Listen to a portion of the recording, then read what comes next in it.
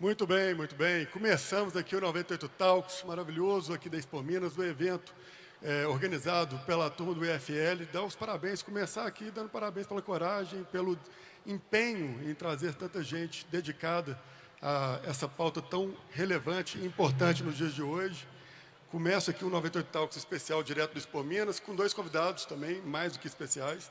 Começando pelo nosso querido vereador, Fernando Holliday, 2 vezes vereador mais bem votado da cidade de São Paulo e também está na Forbes entre os mais influentes, jovens, ainda jovem, né? Depois que faz 30 isso acaba, mas seja muito bem-vindo, meu amigo. Obrigado, Rodrigo, muito obrigado ao IFL, à Rede 98, é um prazer estar aqui com o Pavinato, espero que tenhamos aí um grande debate hoje. Muito bem, muito bem. O Pavinato, gente, que está aqui à minha esquerda. Oi. Primeiro, uma salva de palmas, né? Obrigado. O Pavinato eu tenho que pegar aqui que o currículo dele, cara, não é assim, não é simples assim. O cara não chegou ontem aqui, eu acho que ele tem 56, mais ou menos. Ele é apresentador, escritor, jornalista, palestrante, comentarista político, professor, doutor, mestre e graduado pela USP. E dançarino de mambo nas horas vagas. Exatamente. E eu aproveito para fazer a primeira pergunta para você. Você vai se retratar? O quê? Você quer se retratar? Dá tempo aqui, ó. Pera Todo aí. mundo aqui, ó. Tô me retratando. Maravilhoso. Muito bem. Temos aqui, então, Thiago Pronto. Pavinato.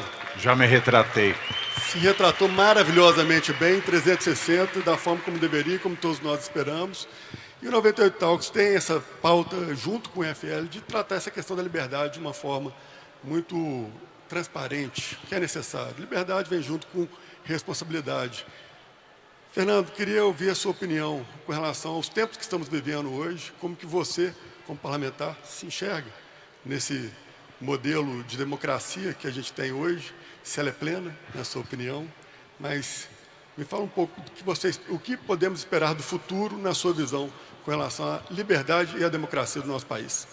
Perfeito. Bom, mais uma vez, boa noite a todos. Mais uma vez agradecendo ao IFL pela oportunidade e a todos vocês que estão aqui nos acompanhando presencialmente também pela Rede 98.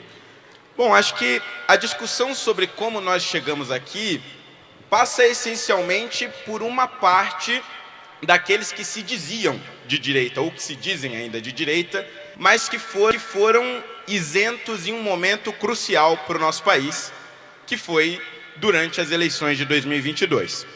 Nós tivemos algumas pessoas e alguns grupos que, ou por covardia ou por oportunismo, tentaram criar uma falsa equivalência nas eleições de 2022. Como se nós tivéssemos duas opções que representassem a mesma coisa.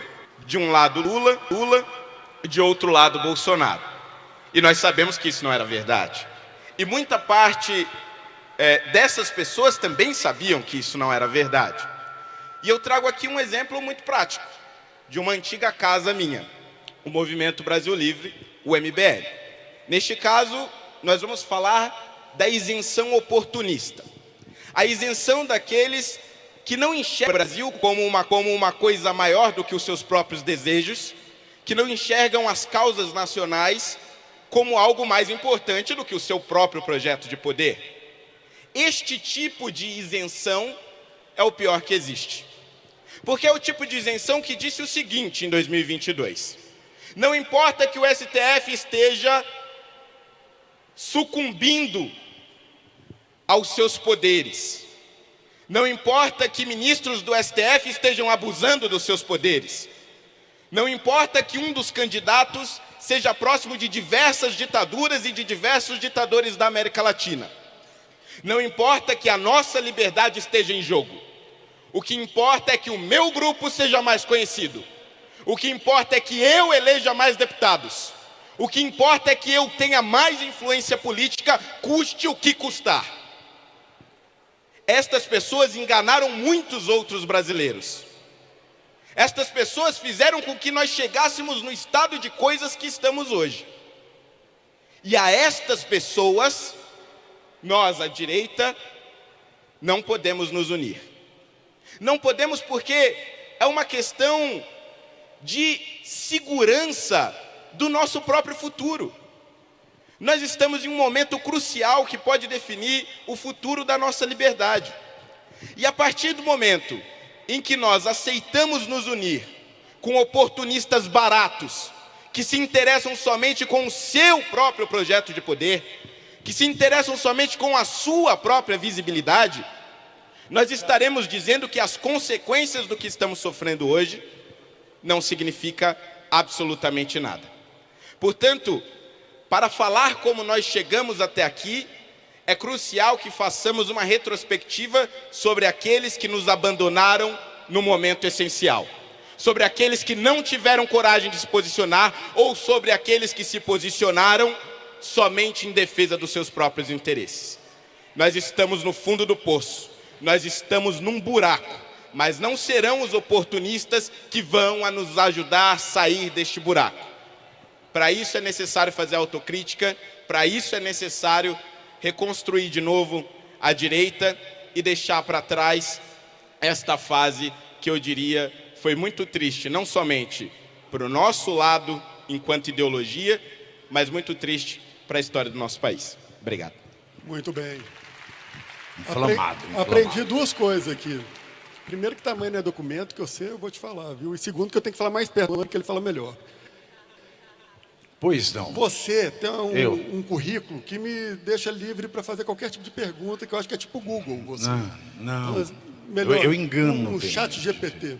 O chato GPT. É, o chat GPT. Nesse momento que a gente vive, o que a gente viveu, até Sim. mesmo uma pessoa com a formação como a sua e com o que ocorre hoje, chega a duvidar até mesmo dos estudos ou daquilo que rege a nossa Constituição. Vai ter terrível. um revalida para a OAB, você sabe se vai lançar aí uma nova edição? Ou... Eu não sei se vai ter revalida para a OAB, mas que o direito já tem o invalida, já Total. tem. Tiago, por favor, faça a sua explanação. Boa noite, senhores. Tá grande a fila da foto lá ainda, hein? Bom, é triste. Eu acho que ele está dando um brinde no final. Ah, é? Acho que tem um brinde lá. É o cartão do Bolsa Família. Está sendo dado ali. É triste você passar 20 anos da sua vida estudando uma coisa, senhores. Imagina,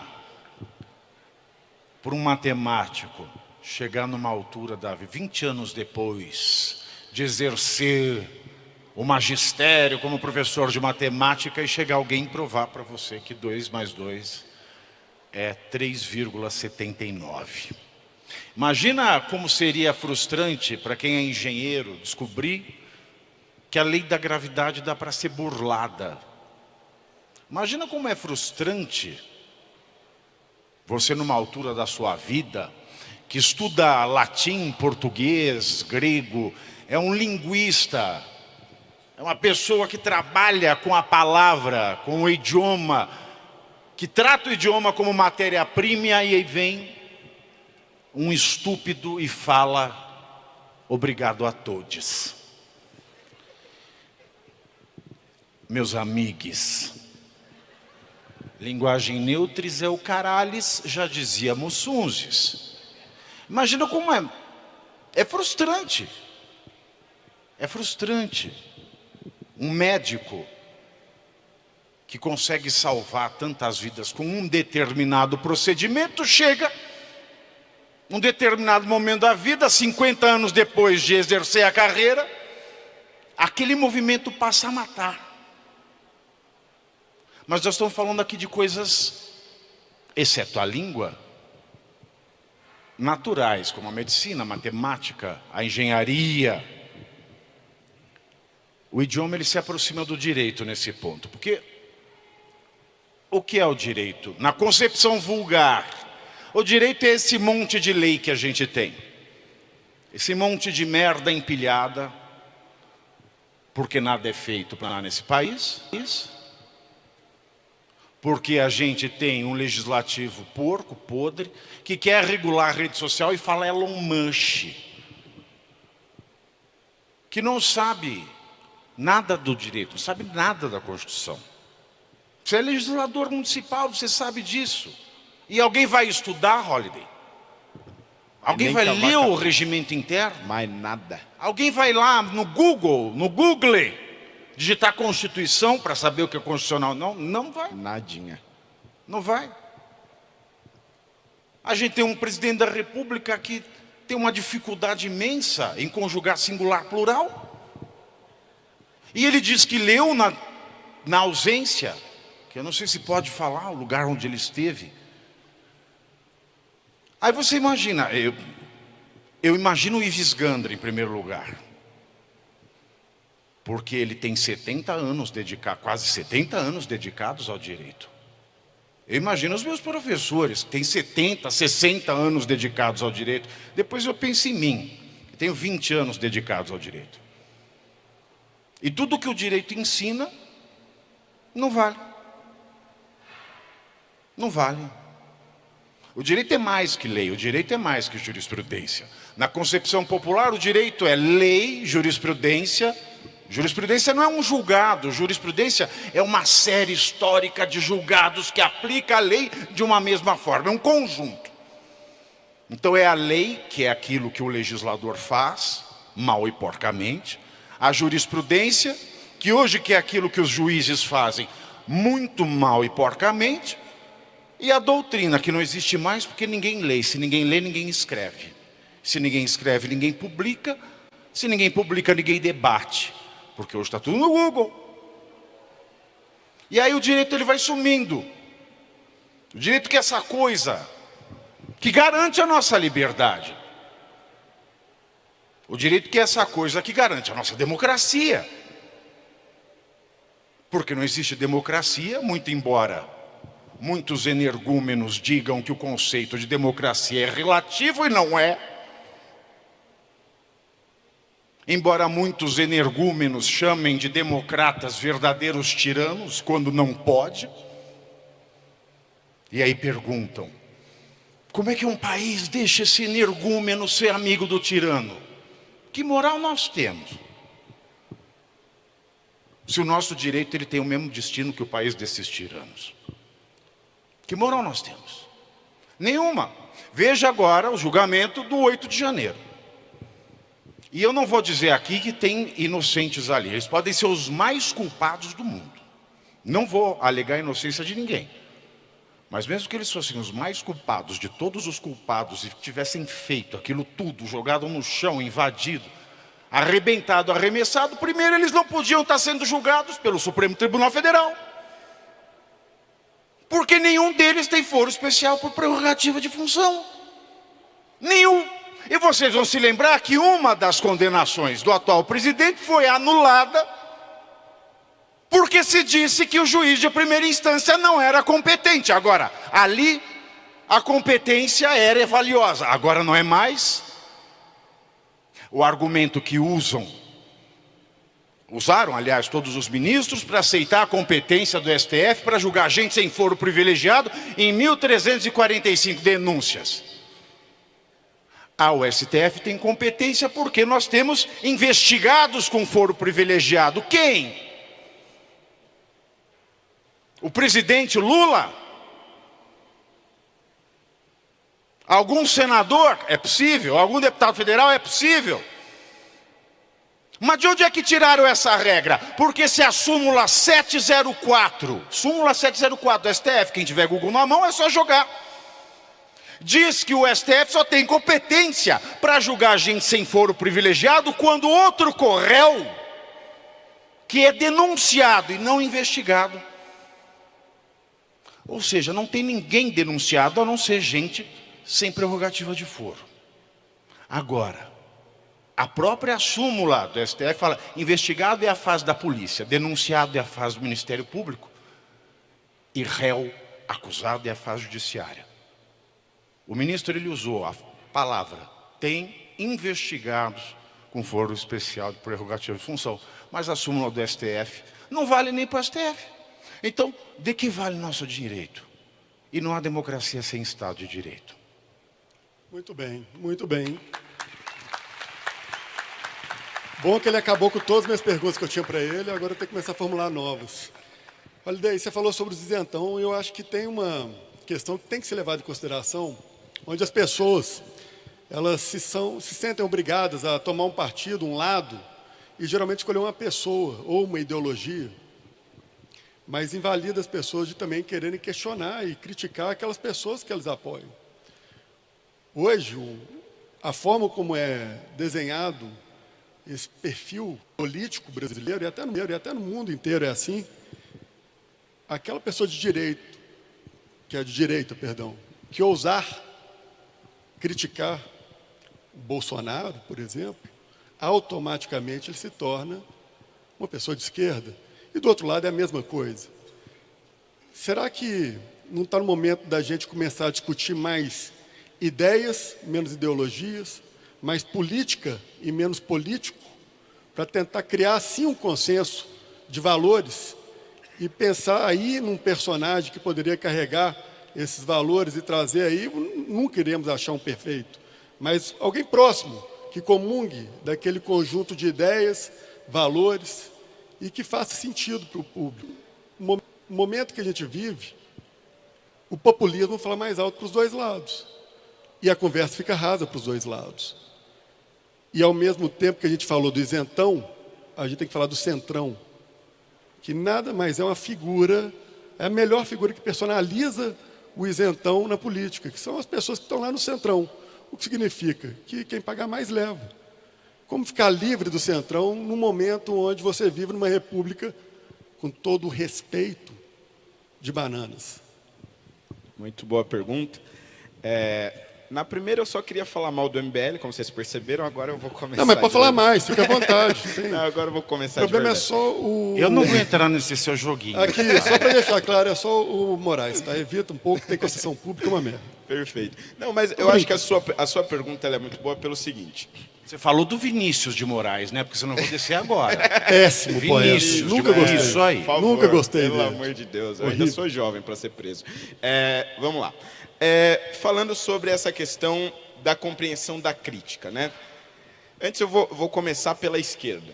É muito interessante que nós vimos em 2022 o Lula se apresentando como um candidato, que era o candidato da democracia, o candidato da tolerância, o candidato que aceitava a autocrítica, que era muito mais evoluído do que o Bolsonaro. E agora nós estamos vendo nas redes sociais Gregório do Vivier e diversas outras personalidades de esquerda criticando o Lula, por exemplo, por não querer indicar uma mulher negra para o STF. Qual é o resultado? Uma militância em bando, indo atrás deles, os criticando e dizendo: olha, você não pode falar mal do Lula, é o nosso presidente, você tem que aceitar de cabeça abaixo o que ele impor e tudo mais. Esse é um lado negativo do momento que a gente vive hoje. Você sofreu isso, inclusive. Sim, exatamente. De entender que a crítica ela é sempre um ataque e não uma tentativa de construção. A gente também tem isso na direita em relação ao Bolsonaro. Embora eu acredite que o próprio Bolsonaro deu o exemplo oposto. Deu o exemplo de alguém que sabe absorver as críticas. Vamos pegar aqui dois exemplos. Um deles é do ex-ministro Sérgio Moro, atual senador da República. Causou uma das principais crises do governo Bolsonaro em 2020, quando ele saiu do governo. Foi quase candidato à presidência da República contra o mesmo Bolsonaro. Não conseguiu, foi candidato ao Senado, ganhou. Chega 2022, eleição, segundo turno. Só tem Lula e Bolsonaro. Moro vai lá e toma um lado. Qual foi a reação do Bolsonaro, apesar de todas as críticas que Moro tinha feito a ele? Aceitou seus conselhos. Inclusive, levou ele no primeiro debate do segundo turno da TV Bandeirantes. O segundo exemplo, eu mesmo. Eu fui extremamente crítico ao Bolsonaro. Apoiei ele em 2018, mas ao longo do seu governo o critiquei intensamente. Chegam as eleições de 2022, segundo turno, só tem Lula e Bolsonaro. Tomei um lado, me dediquei. O mesmo Bolsonaro, pessoalmente, me recebeu no PL e hoje tenho até uma relação direta com ele. Ou seja, é importante esta demonstração, ou importante, na verdade, esta compreensão do público de que criticar não significa necessariamente querer a destruição daquele líder. E aí vem a questão, mas não deveríamos estar discutindo ideias? Concordo. Seria um debate muito mais produtivo, muito mais profundo, mas a gente também precisa entender a realidade do nosso país e a realidade da América Latina como um todo, que é a ideia de que os ideais geralmente estão personificados em um líder. Esta é uma realidade posta. Os ideais de direita, sejam eles liberais ou essa é conservadores... uma realidade bosta, né? Mas é a realidade. É Mas a eu entendi vida como bosta. ela é. É a vida como ela é. Os ideais de direita hoje foram personificados no Bolsonaro. Seja eles mais liberais, sejam eles mais conservadores. E é evidente que o Bolsonaro tem seus erros, tem seus defeitos, como qualquer líder vai ter. Assim como a esquerda personificou os seus ideais no Lula. Significa que será assim para sempre? Significa que a gente deve abaixar a cabeça para tudo que o Bolsonaro disser? Não, óbvio que não. Mas precisamos entender esta realidade. E precisamos entender principalmente o que o Pavinato falou aqui é muito grave. Gente, Elise Matsunaga matou o marido e picotou o homem. Ela fez picadinho do marido. Pegou os pedaços e jogou pelo estado de São Paulo, para que ninguém achasse ou pudesse identificar o corpo. Ela, Com a filha no andar de baixo. com a filha lá no prédio. Veja, ela matou, picotou e jogou o marido pelo estado. Pesquisa no Google, é de direita ou de esquerda? Não sei. Aí é condenado em primeira instância, recorre, vai para a segunda, recorre ao STJ. Você quer saber se a Elise Matsunaga é o quê? Ah, fiz uma piada. Só. Se ela é de direita, ela corta Hoje pros em dois dia, lados. Ela corta pros dois lados. Ela corta pros dois lados. Ai, horrível isso, gente. Não tem nada a ver com ele. Nem contratou ele ainda na 98, tá? Ele é só convidado. Ela é condenada em primeira. Eu tô falando do assassinato. Eu aqui, tô rindo de preciso outra coisa, nem achei graça disso. Foi outra piada que falaram aqui no povo. Ela é condenada em primeira instância, condenada em segunda, recorre ao STJ. O STJ, então, determina a pena definitiva. 16 anos e alguns meses. Agora vamos falar dos vândalos lá do dia 8 de janeiro. Como disse o Pavinato... Olha que a gente só tem uma hora, hein? Calma aí. Bem rápido. Como disse o Pavinato, não vamos alegar inocência. O sujeito foi lá, destruiu o Senado, tal, etc. Pichou, fez e aconteceu. 17 anos de prisão. A quem ele vai recorrer? A ninguém. Não cabe recurso. Por ato de vandalismo. O que eu quero dizer... Neste momento em que nós estamos vivendo uma verdadeira ditadura do judiciário, é justamente o momento em que nós precisamos deixar estas pequenas diferenças de lado para nos unir. Porque se nós não fizermos isso, essa ditadura irá perdurar. E já dizia Rui Barbosa, a ditadura do judiciário é a pior de todas, porque dela não há quem recorrer. Muito bem. Incrível. Quem é Beto Barbosa? Também, fala bonito pra caramba. Pessoal, uma coisa que é sempre cobrado nosso, da imprensa, a 98 realmente ela precisa ser neutra, ela tem que dar os dois lados da história o tempo inteiro. E eu reforço isso não só na política, mas no esporte. Tanto que a gente teve a primeira equipe que era declarada Atlético e Cruzeiro. Eu me declarei atleticano a vida inteira, então aqui também é Galo. A gente sempre faz isso aqui, Minas Galo, aí todo mundo... Pô, tava demorando, né? Amanhã tem jogo, cadê a animação? E aí, você vê que não tem democracia na parte do esporte, mas aqui é a hora de política também. E é uma forma da gente se posicionar e sempre trazer os dois lados. Aí, poxa, a 98 está aqui no Fórum de Liberdade e Democracia. Naturalmente, é um fórum que debate ideias liberais, debate ideias de direita. E eu só quero deixar claro, a gente foi convidado a estar aqui. Não existe nenhum real pago para a 98 estar aqui. A gente está de livre e espontâneo em trazer um conteúdo que é relevante para a nossa audiência, para todos vocês, e que nos deixa muito tranquilo, até porque a gente não recebeu nenhum convite do Foro de São Paulo para ir lá. E a gente iria. Se fosse fazer um debate desse para a esquerda, faríamos com o maior prazer. Mas é importante trazer esse desse nível que a gente traz agora, que é debatendo ideias, de forma livre, e se sentindo, naturalmente, também confortável, para que a gente, como comunicador, Pavinato, você também tem isso no seu currículo, né? Então... No meu currículo cabe tanta coisa. É impressionante. Pensei, Ninguém altas pegou piadas essa aqui piada agora, infame. cara, mas assim, é porque está no horário ainda que não pode. Eu entendi. Infelizmente eu entendi. Sabe, até menino voltando para a escola. Currículo! Papai, o que foi essa piada? Espero fazer 18 anos. E aí, a gente, como comunicadores, eu pelo menos oriento a nossa equipe, Pavinato, a falar, vamos debater mais a ideia. Ao invés de falar da ideologia, ou vamos debater mais a questão da política, ao invés de a gente ficar perseguindo ou defendendo também o político. Porque, como ser humano, a gente tem um DNA no qual a gente nasceu e foi concebido pelos nossos valores e que é difícil você esconder ele na hora que você vai fazer um juízo de valor. Tecnicamente é possível, sim, mas na área da comunicação, quantas pessoas e quantas emissoras são rotuladas, né? A própria Jovem Pan, no qual você participava, a própria 98, a Rede Globo. E é muito importante a gente deixar isso muito claro para quem nos ouve, para quem nos assiste, para quem está ao vivo aqui com a gente. Fazer um veículo de comunicação hoje, gerar comunicação, informação para toda a audiência, é muito difícil, porque as pessoas elas não estão acostumadas a ouvir o que não gostam. As pessoas estão mimadas, elas se ofendem por muito pouco. Pessoas que, às vezes, sempre tiveram uma relação linda com a direita, ao questionar Bolsonaro um pouquinho, se tornam esquerdistas, e do outro lado a mesma coisa. E isso faz com que a comunicação caia a qualidade. E a gente vai se limitando por conta desses despenca, exatamente. Mas aí eu queria te jogar agora essa conversa. Agora você está vivendo um momento... De fascista. Eu já fui comunista, agora eu estou vivendo um momento de fascista.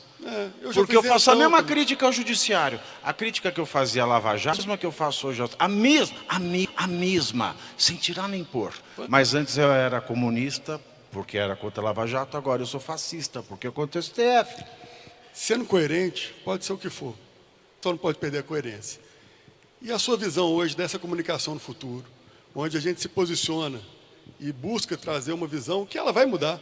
Também, para ser sincero, eu já mudei de opinião algumas coisas que antes para mim eram regras. E agora eu vejo de outra forma. É da natureza do ser humano. Claro. E é possível e é passivo. Claro. Como que você enxerga hoje para falar para as pessoas, os comunicadores, que eles também não caiam para ficar na comunicação mais rasa e consigam aprofundar mais as pautas políticas, as ideias e trazer mais informação para as pessoas refletirem e não simplesmente criar aí um grupo de pessoas acéfalas que só replicam aquilo que eu... Essa questão da audiência é um problema sério. A nossa audiência quer ouvir isso, a gente tem que ir nesse sentido. Isso emburrece. Bom, todo mundo muda de opinião. Eu acho que ninguém aqui acredita mais em Papai Noel, mas um dia acreditou. Vocês mudaram de opinião.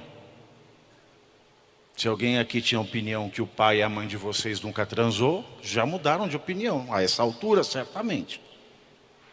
A gente muda de opinião porque a gente aprende, a gente vive. A gente cai, a gente apanha. Aí você não quer mudar de opinião? Qual que é a diferença de esquerda para direita? Porque ninguém sabe. Eu estava falando antes no podcast, ali em cima, que é o seguinte. A direita brasileira, o Holliday ele fala em reconstruir a direita. Eu acho que a direita ela não foi construída ainda. Ela está na infância, na adolescência. Nunca teve direita no Brasil. Sempre teve colonialismo no Brasil. Sempre teve donos do poder, Raimundo Faoro. Então sempre teve uma oposição de esquerda que lutava o povo. Só que quando o PSDB entrou na presidência, aquilo era a direita? Não, aquilo era um partido que trocou a cueca suja, pôs uma cueca limpa com os mesmos coronéis de sempre. Os donos do Nordeste, os donos do Sudeste, os donos do Centro-Oeste, estavam ali. Com a cueca limpinha. Então estava bonito. Aí tinha o PT, que sempre falava do povo. Com aquele ranço marxista, que existe na nossa direita de hoje, aliás. Esse ranço marxista. Aliás, eu ouso dizer que a maioria das pessoas que se dizem de direita hoje é mais marxista que o Lula. É mais marxista que qualquer um do PT. Eu vou dizer por quê. Aí vem o Lula, e o que o Lula faz?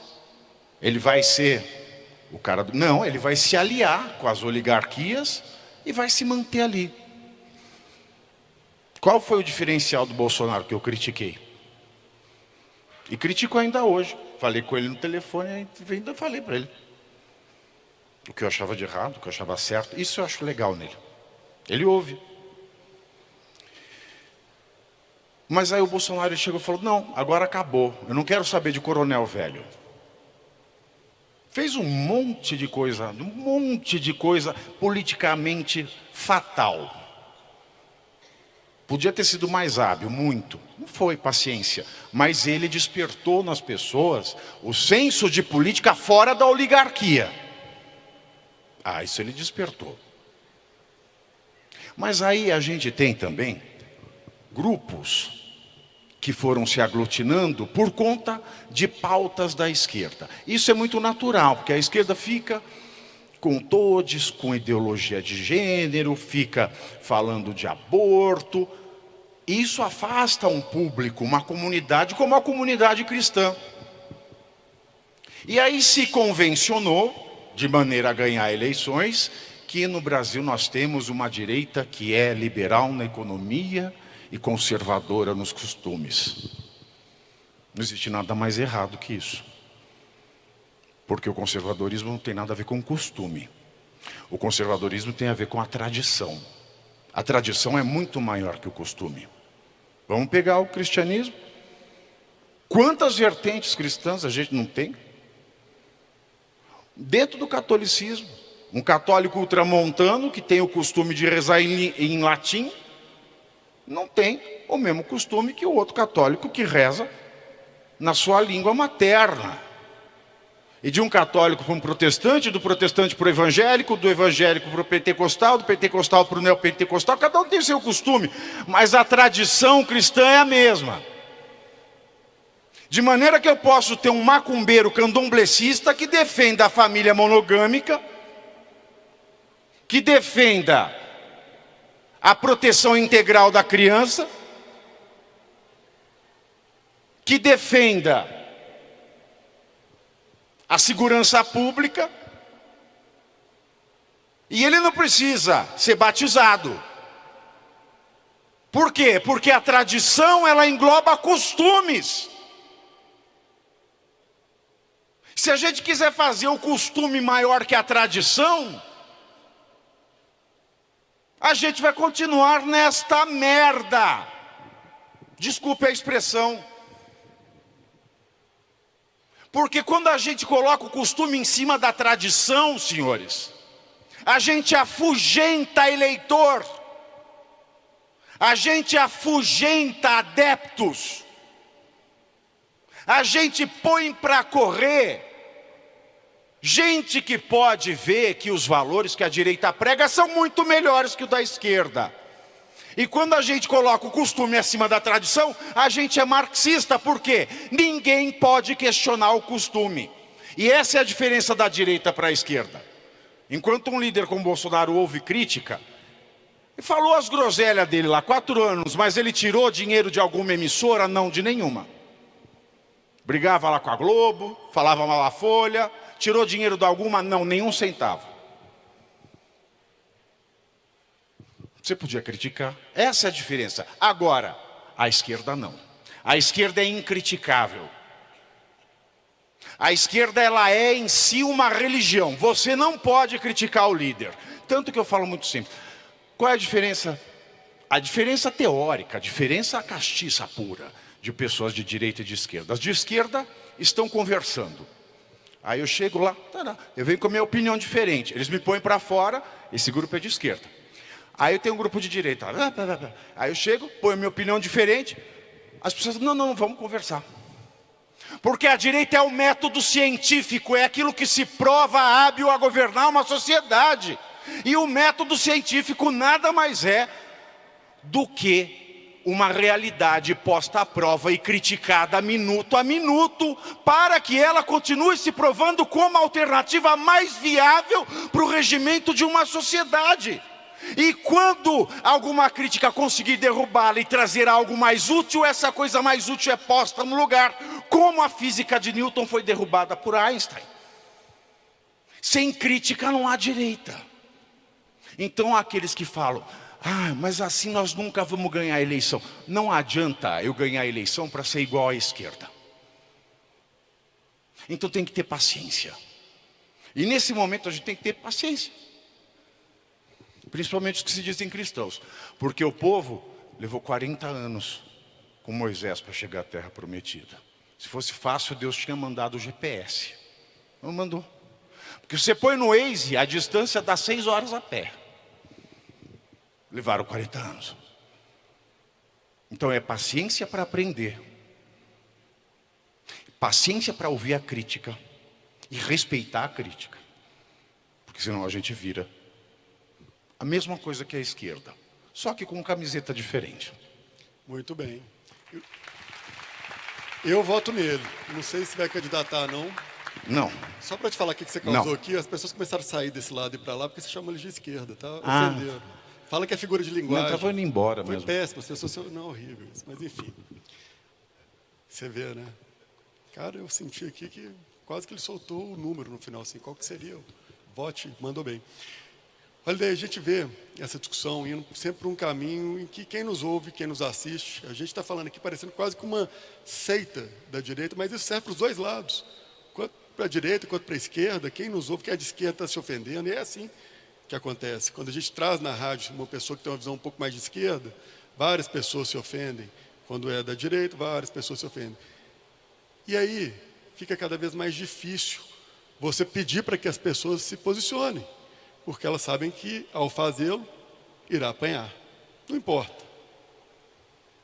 Mas é importante a pessoa entender que também, ao não fazer, alguém fará por ela. E isso que a gente traz aqui sempre. Independente da forma como você acredita que o mundo deveria ser regido, o seu posicionamento e falar que, como eu tenho vários amigos que falam, eu não gosto de política, então não me envolvo. Ele se envolve. Porque ele é envolvido, porque ela está em tudo.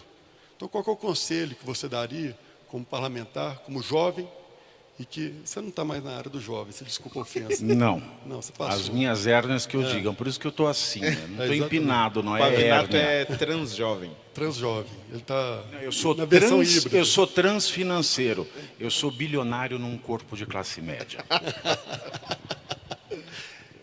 Qual conselho você daria para essa pessoa, Holiday, que quer aprender um pouco mais sobre a política, ao mesmo tempo sente a necessidade de se posicionar, mas tem esse medo e esse receio de ser julgado, de ser criticado, de ser rotulado? Essa pergunta é interessante pelo seguinte, a polarização, muita gente fala, né, e se tornou até costume dizer que a polarização ela é muito negativa para o nosso país. Eu particularmente discordo, porque a polarização ela te força a discutir política, ela te força a se posicionar. O problema que ela traz no contexto das redes sociais é que muitas vezes as pessoas se posicionam sem terem conhecimento sobre aquele posicionamento.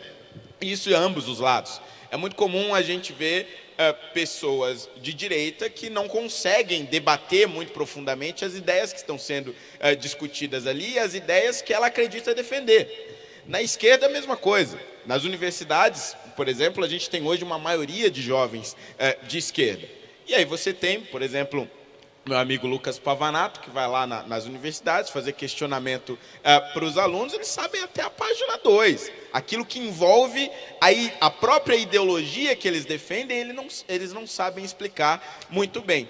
Então eu acredito que a grande superação que nós precisamos ter em relação à polarização em si é justamente a qualidade do debate público. E isso nós superamos a partir do momento que temos plataformas disponíveis para a pessoa pesquisar. Por exemplo, se eu sou um sujeito de direita, eu vou buscar informações ou figuras da direita que me tragam mais conhecimento não só sobre aquilo que eu defendo, mas sobre os diversos pensadores do mundo, da história da humanidade. É o que a Brasil Paralelo, que inclusive patrocina esse evento, tem feito. É o que o Fio Diário agora, que inclusive teve um painel aqui também, está fazendo. E tantas outras plataformas sendo lançadas. O próprio IFL é justamente isso. Isso é um local onde você está para aprender, discutir, para ler e para qualificar o debate público. Agora, o fato de você ter um posicionamento, o fato de você se colocar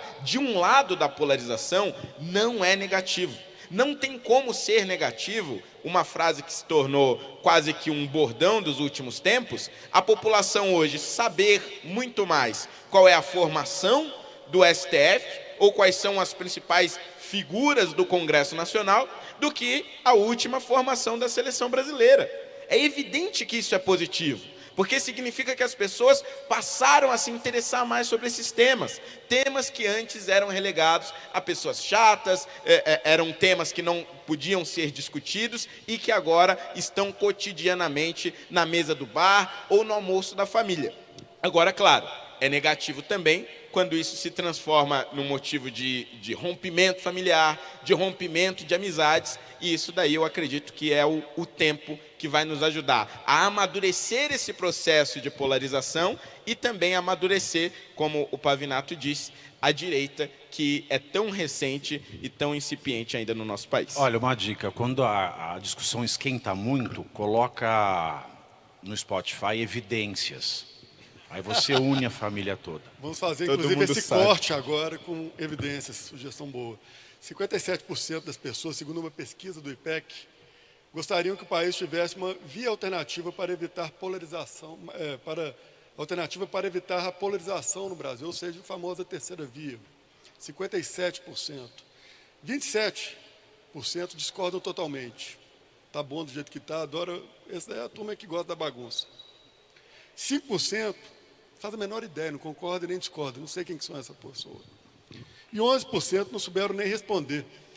Enfim, a gente fala sobre novas lideranças, a gente fala sobre a questão das ideologias, da forma como a gente deve se apresentar e se posicionar e entender.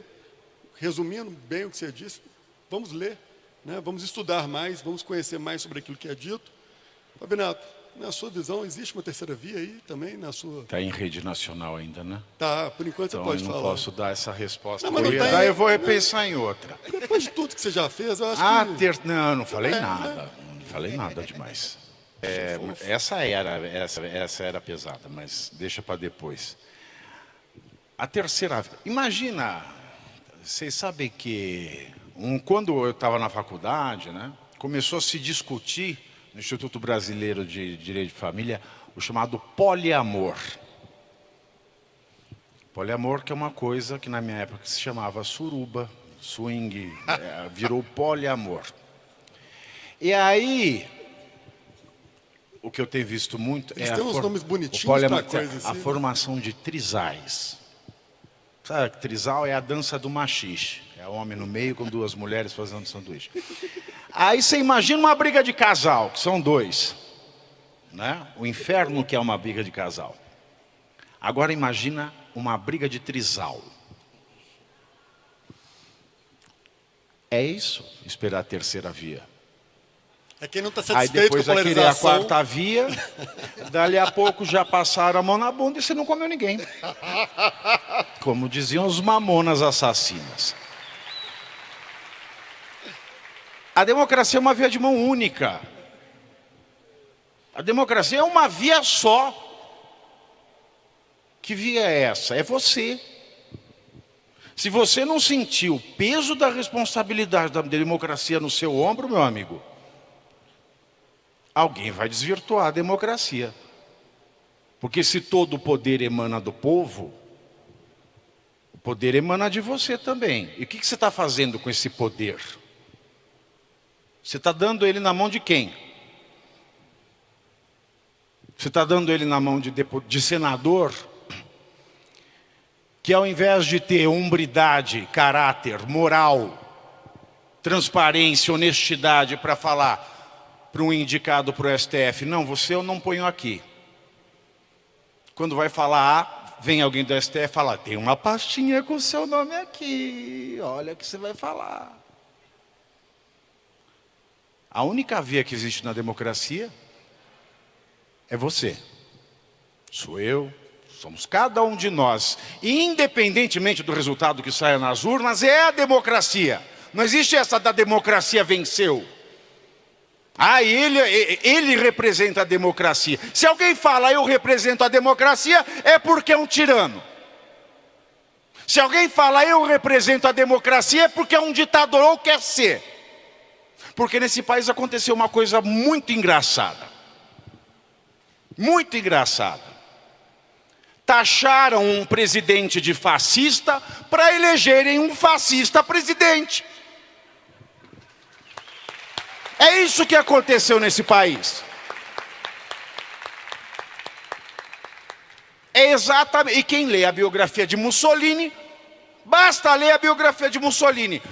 E leia antes que proíbam de vender no Brasil a biografia de Mussolini. Que é a mesma coisa. Aliás, tem a melhor biografia do Mussolini é em 3 volumes. No Brasil só tem os 2 primeiros. O primeiro é M, o Filho do Século. É do Antonio Scurati, é um historiador italiano. Maior especialista em Mussolini. Ele recoleta cartas de Mussolini, discurso de Mussolini, e tem uma carta muito interessante, que está logo no começo do primeiro volume, em que Mussolini, ele arregimenta as pessoas feridas, os defeituosos, e fala, e é assim com o resto da humanidade que se faz a pátria crescer. E aí eu lembro da posse do Lula, em que ele levou os rejeitados. Quando se vê o gestual, então, quando se diz que a democracia é relativa, então, quando você tem mais amizade com um ditador do que com um democrata, por quê? Mussolini era mais amigo do Churchill ou do Hitler? Alguém quer responder? Não precisa. Então, quem faz a democracia somos nós. A gente tem que ter cuidado com quem fala, não, precisamos de uma terceira via, porque você vai estar benzendo alguém, elevando alguém a uma condição sobre-humana que ninguém tem, nem eu, nem você, nem ninguém. Só Deus tem. Só Jesus Cristo teria se voltasse dos mortos para separar o joio do trigo e tirar o peito. Não, desculpa. Muito bem, que bom. E assim a gente vai manter a nossa concessão pública. Mas muito bem, parabéns, a gente vai aprendendo. Vai entrar no break agora, na verdade não é o break, a gente tem um corte que a gente faz para o interior, para os nossos queridos amigos da Rede Mais. São mais de 400 municípios, para o norte, para o sul, para a Zona da Mata. Eu esqueci de pedir para que eles mandassem perguntas aqui, foi um detalhe, gente, eu tenho déficit de atenção, então o produtor está me xingando aqui. Mas que é um prazer estar aí sempre com vocês no interior de Minas, que também é um país, são mais de 20 milhões de pessoas em toda Minas Gerais, e a gente representa muito bem o Norte, o Sul e a Zona da Mata. Esperamos levar aí essa palestra maravilhosa. Lá da Zona da Mata, quero mandar um beijo para a Vanessa. Você quer fazer aqui um... Não, é Vanessa da Mata, horrível. é piada ruim de novo. Foi horrorosa essa, velho. Assim, em vez de você trabalhar no talk, você vai trabalhar no grafite. As pessoas aqui vão entender essa piada. Mas hoje a gente vai fazer um corte. Ele é rápido. Tá agora, diretor? Muito bem. Obrigado, diretor. Você faltou falar isso aqui no meu ponto. Então, um beijo para todos vocês que estão no Norte, no Sul e na Zona da Mata. Foi um prazer estar com vocês hoje pela 98 Talks. Continuamos aqui pela 98 na capital e também iremos em todas as nossas plataformas digitais, para quem está no interior. Você não sabia que a Vanessa era da Zona? É, da Zona da Mata. Você não sabia isso, não? É uma história triste. Bacana, mas está ficando bacana, não. Vai legal. Gente, um beijo para vocês. Voltamos aqui agora para a 98.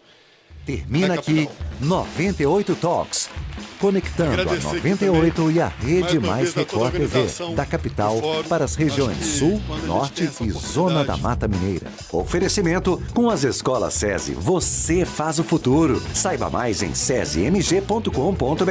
E Copasa, a serviço dos mineiros. Minas Gerais, governo diferente, Estado eficiente. O que ela faz? Vai rodar o microfone aí para vocês fazerem perguntas para Holiday e Pavinato. Eu tô perdidinho, cara. Esse palco ele é legal, mas quem está aqui em cima sofre. Nossa, quem tem labirintite é ótimo isso aqui. Não, eu tô quase caindo do palco. Achei que ia ter show da Madonna na hora que eu vi isso aqui hoje.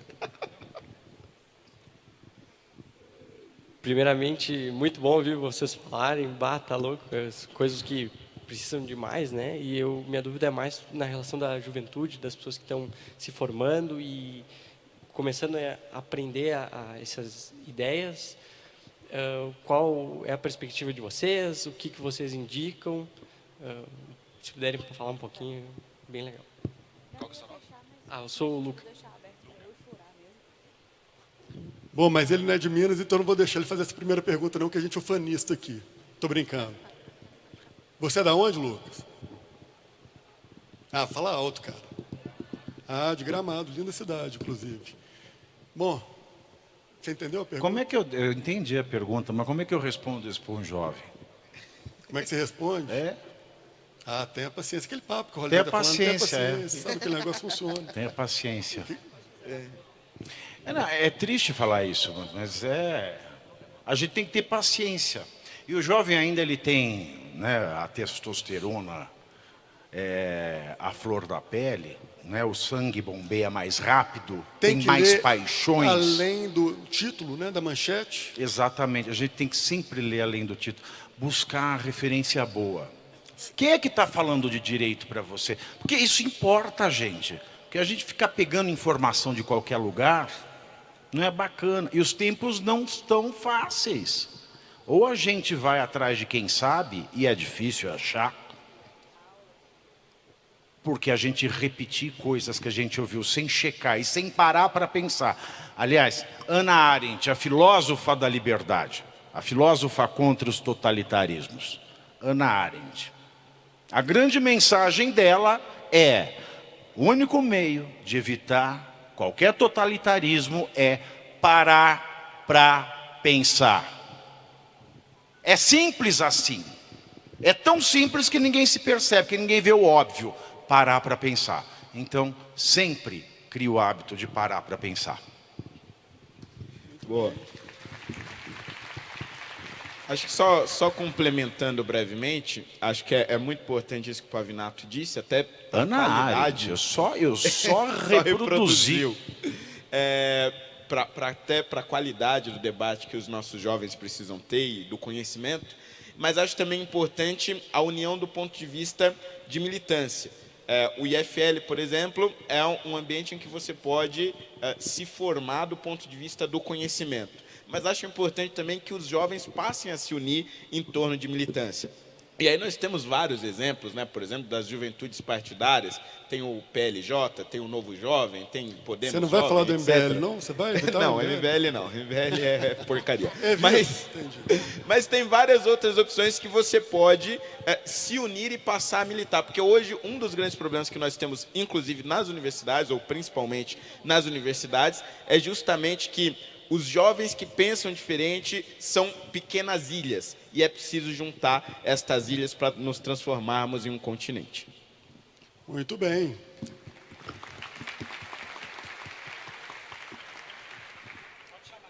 Por favor, não faço ideia. Levanta e fala seu nome, por Da gentileza. caravana de onde? A caravana veio de onde? A gente está ainda na rádio, ao vivo? Aqui, eu não sei. Na televisão?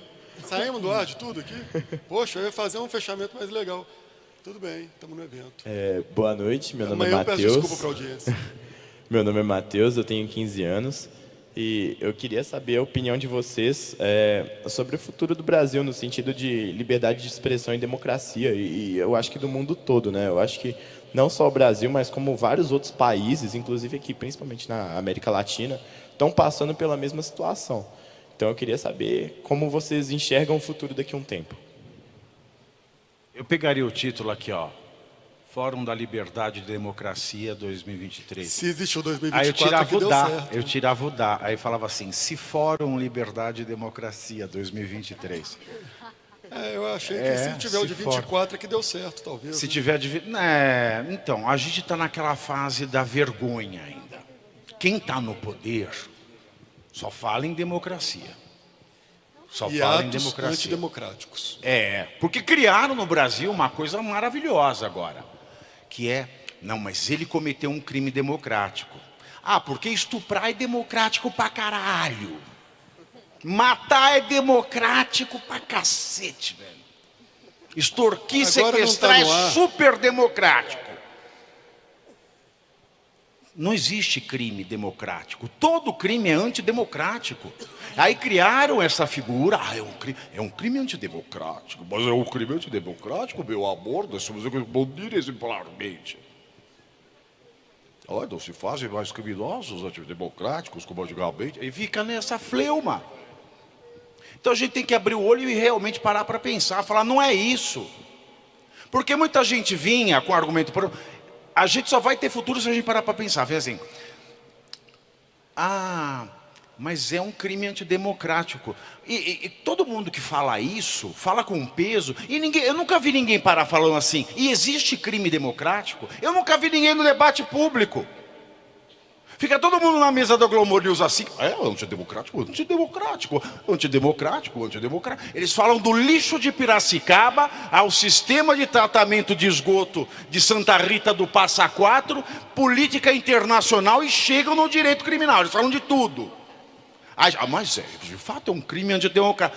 E ninguém se pergunta, existe crime democrático? Quando a gente começar a se perguntar, enquanto a gente puder perguntar, a gente tem liberdade. Quando não se puder mais perguntar, não se tem mais. E se não se tem mais, a gente tem que ter paciência e estratégia.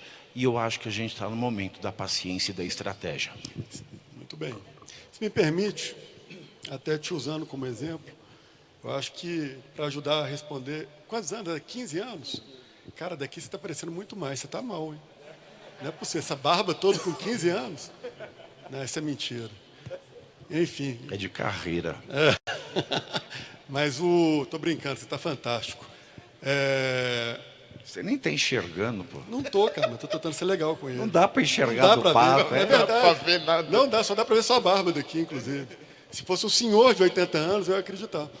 Mas é que as pessoas se preocupam tanto com o executivo e pouquíssimo com o legislativo. Só fazer uma reflexão em quem votou para vereador, está no seu segundo mandato, para deputado estadual, deputado federal, senador. São eles que vão proteger, de fato, a nossa democracia e a nossa liberdade. Quem aqui votou no Pacheco? Estou em Minas, é verdade. Mas quem aqui votou no Pacheco? E lá tem uns mesmo. E aí, estão felizes? Tem uns perdidos. Aí eu vou te falar que eu deixo eu defendê-los. Era ele ou a Dilma, né, gente? Aí também, mas brincadeira. Cara, é legal sim. Onde está a outra pergunta aqui? Boa noite, especialmente para o Pavinato. Agora posso. Meu nome é Ayrton Júnior. Boa noite. Oi. Tudo bom? Vamos falar que a outra parte que não é esquerda, já que nós não temos direita. Nós vivemos num país predominantemente cristão. Certo. A esquerda não é maioria, nós vimos nas urnas isso. Foi muito dividido. Diga por você. Não, numericamente foi dividido, fora as abstinências. Porque depois a gente vai preso, ninguém leva cigarro. Mas já saiu do ar, foda-se. Tô brincando. Nós sempre falamos que é a ditadura das minorias. Então, eu quero dizer o quê? Fora que o capital, os detentores do capital, presume-se pela liberdade privada, liberdade do capitalismo, que não são da esquerda. Por que as pessoas que não são da esquerda assistem essas coisas de forma tão passiva e de forma tão escancarada, já que até numericamente quem não é da esquerda é maioria? Você quer me complicar, né? Fala da narrativa. Não, mas não tem narrativa para o pessoal da direita. Porque eu costumo dividir o país de duas formas. Quem sabe fazer conta e quem não sabe fazer conta. Tem dois tipos de gente no país. Aí, entre os que sabem fazer conta, a gente tem o que é malandro, ele sabe fazer conta, mas ele dá golpe. E o que sabe fazer conta e tem vergonha na cara. Então ele paga as continhas dele direito, que é a maioria da população brasileira. Aí do lado dos que não sabem fazer conta, a gente tem aqueles que não sabem porque não tiveram oportunidade de aprender, e o analfabetismo ele é muito alto no Brasil, e tem aqueles que não sabem porque não precisam, que são os herdeiros cheios de culpa existencial. Né? Aqueles que ficam lá no Leblon, né? Discutindo a fome e a miséria, comendo caviar. E tem aqueles que odeiam a política, né? Né? Que se colocam nessa posição de... E aí, a narrativa ela pega para quem não sabe fazer conta, porque é vítima da sociedade. Por que você acha que o Lula fechou a escola cívico-militar? Porque é uma escola onde você aprende a fazer conta e a falar português corretamente. Porque falar que esse governo é do amor, só se for do filme lá, do Walter Cury, Amor Estranho Amor, com Iris Bruzi, Vera Fischer, Tarcísio Meira, Mauro Mendonça e Xuxa Meneghel, que não pode mais vender no Brasil esse filme. Esse é Amor Estranho Amor. Eu não ouvi falar desse filme, dá um spoiler aí, como é que funciona? Tô brincando. Você pode comprar na Amazon, porque nos Estados Unidos vende. Tá? Vende. Fica a dica para quem quiser ver. Amor Estranho Amor, além do de Brasília, claro. Dessa maneira a gente tem, então, uma sociedade sempre dividida, porque os que sabem fazer conta e têm vergonha na cara são uma grande parcela da população. Mas eu tenho 3 pontos que são sempre passíveis a votar na esquerda, que é o herdeiro, que não precisa fazer conta, ou nem o herdeiro, que é o grande empresário, porque no Brasil nós não temos grandes empresários. Os maiores empresários brasileiros não tomam risco, eles tomam dinheiro emprestado do BNDES a juros baixos. Ninguém coloca o patrimônio a risco dos nossos maiores empresários. Eles pegam dinheiro a juro baixo, baixíssimo. Quem toma risco aqui é o pequeno empreendedor. Faz parte desse grupo que tem vergonha na cara e sabe fazer conta. E dessa maneira, a gente tem uma narrativa que impera e que ela pode pegar 3/4 desse quadrado que eu te falei, dos que não sabem, dos que fazem. E nesse momento, a narrativa venceu. Então, nesse momento, muito, apesar da questão de que foi uma margem ínfima o resultado da eleição. O fato é que nós não temos o chicote na mão. E o chicote está sendo usado impiedosamente.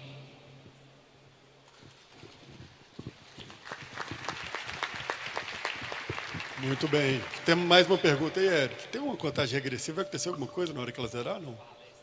Ah, tudo bem. Então não explode. Mais uma pergunta? A gente não consegue ver. Aqui, agora só dá tempo de mandar beijo para meu pai e para minha mãe, especialmente para você. Já saiu do ar. Boa noite, tudo bem? Meu nome é Walter, tenho um pouco mais de 15 anos, mais especificamente 52. Esse aqui é o show da Xuxa, só tem criança aqui. E eu falando besteira. Mas é muito interessante a gente estar aqui com um político e com um erudito que eu acompanhava no Pânico, depois nos Pingos e agora nos Tremas, né? E a pergunta é o seguinte: como é que a gente descomplica essa questão toda que a gente coloca aqui? Porque aqui a gente está num ambiente elitizado, né? A gente pagou aqui mais de R$100 para estar aqui, numa sexta-feira e tal. Então é um ambiente aqui mais elitizado. Como é que a gente joga isso para uma sociedade que tem uma condição muito menos abastada de todos que estão aqui, que não tem condições de estar aqui numa sexta-feira, que não tem condições de pagar mais de R$100 e que também precisa ter um discurso um pouco mais simples para chegar nessas pessoas, né? A gente lê muitos autores, escuta muitos podcasts, tem muitas informações, mas essas informações não estão ao alcance dessas pessoas, tanto pelo cansaço, pela questão de não ter uma boa internet, de não ter um bom pacote de dados. Como é que o Fernando Holliday, o Pavinato e o apresentador aí, que eu esqueci o nome agora... Cara, você me neutralizou total aqui, Rodrigo, fica de boa. Tem rádio, tem televisão, transmitiu em tudo, mas você está certo. Como que deixa mais popular essa comunicação para que chegue nos rincões? Uma população assim mais abrangente. Aí é com você, Holliday. Você que se vira, você é o único político aqui, a culpa é sua. Eu acho que a resposta para essa pergunta está justamente nisso que nós acabamos de fazer. Infelizmente não está mais no ar, mas hoje nós ainda temos no Brasil alguns canais de comunicação, como é o caso da Rede 98, que nos permite transmitir estas diferentes ideias, que permite também ter a visão, as diferentes visões de mundo e as diferentes visões de política que nós temos. Esse é um dos caminhos. Um outro caminho que acho que nós conseguimos em 2018, e apesar de não termos a presidência em 2022, conseguimos avançar, é justamente as campanhas eleitorais. As campanhas eleitorais são justamente o momento de você conseguir transformar em uma linguagem mais fácil para a população, ou traduzir, né, em linguagem política as ideias que nós defendemos. E isso se demonstra principalmente quando nós percebemos que a direita conseguiu avançar em muitas regiões mais pobres. No próprio Nordeste, nós passamos a ter representantes, deputados federais eleitos com uma ideologia claramente de direita, com uma ideologia conservadora, alguns com uma ideologia mais liberal, algo que era praticamente impossível alguns anos atrás, porque essa linguagem não era efetivamente traduzida. Acho que tanto estes veículos de comunicação quanto os momentos de campanhas eleitorais são justamente os momentos que nós temos de comunicar com esta população. Isso a curto prazo. Agora, claro, a longo prazo, o nosso grande desafio é realmente, e aí vai parecer um clichê, mas não tem outro caminho, é a transformação da educação do nosso país. Eu, por exemplo, estudei a vida inteira em escola pública, vim da periferia. Hoje sou um político em São Paulo, mas evidentemente que sou uma exceção. A grande regra, infelizmente, é nós desperdiçarmos verdadeiros diamantes, verdadeiros talentos que vão se perdendo ali diante daquele mar de péssima qualidade da educação pública que nós temos hoje. Só fazer uma colocação, eu vou tentar ser muito rápido. É a elite que tem que se transformar, porque nenhuma revolução parte do povo, parte de uma elite. A nossa elite é uma bosta. Ninguém faz nada. Então a gente tem que assumir esse papel de elite, não estou falando elite financeira, mas intelectual, e levar isso, cada um de nós. Porque num país em que 50% não tem saneamento básico em casa, não adianta pensar em internet, em programa de TV, de rádio. A pessoa que não tem onde cagar e um botão para apertar e a merda vai embora de casa, não adianta você levar qualquer conhecimento elaborado. Então, Lula ele quis acabar com o saneamento básico, o novo marco, escola cívico-militar. Então, a gente precisa formar uma elite e tomar a responsabilidade de levar isso aí. Porque a gente esperar ter um acesso direto a essa pessoa que não tem água e esgoto em casa, eu já estou falando de quase 50% da população, isso é um sonho, isso não vai conseguir ser feito. Muito bem. Pessoal, eu me sinto assim, honrado de ter ladeado o palco com vocês dois. E quando a gente está num fórum de líderes, eu costumo falar que, não eu, né, mas é uma máxima, que o líder ele não é feito pelo seu discurso, e sim pelos seus atos, aquilo que ele é como pessoa, sua essência. Então, já que tem vários jovens, né, de 15 anos, 53 anos, também a idade está na cabeça, que entenda que se a gente também não se tornar uma referência boa e positiva, a gente não vai influenciar ninguém. Porque o líder, ele nada mais é do que um grande influenciador. E o poder que a gente tem de influenciar como elite, seja ela qual for, é pelo bom exemplo. Então é sendo uma boa pessoa, se tornando uma pessoa que tenha, por exemplo, a capacidade de sair de um ambiente completamente hostil e completamente impensado e acreditar que pode se tornar um vereador mais jovem, mais votado da cidade de São Paulo. E até mesmo um apresentador, vou falar só apresentador, que você tem um currículo que é grande pra caramba, que ao mesmo tempo que se coloca uma pressão para que ele se retrate, ele prefere manter a sua imagem, a sua essência não violada. Então esses bons exemplos que estão aqui no palco hoje, ambos devem inspirar a todos nós a tomar as mesmas atitudes quando confrontados. É muito simples a gente falar aqui, nesse fórum, e sair de peito cheio, querendo se tornar um bom exemplo. Difícil é na hora que o ponto grita no seu ouvido e fala: Pavinato, retrata. E ele fala não. E ao mesmo tempo milhões de pessoas que falaram para você ao longo da sua vida que você não chegaria onde você chegou, e você está aqui hoje, no seu segundo mandato, em direção a Brasília. Então, pessoal, também foi uma honra estar junto com todos vocês aqui. Obrigado pela paciência, obrigado pela audiência. Estamos juntos. Viva a liberdade! Antes que tardia, né?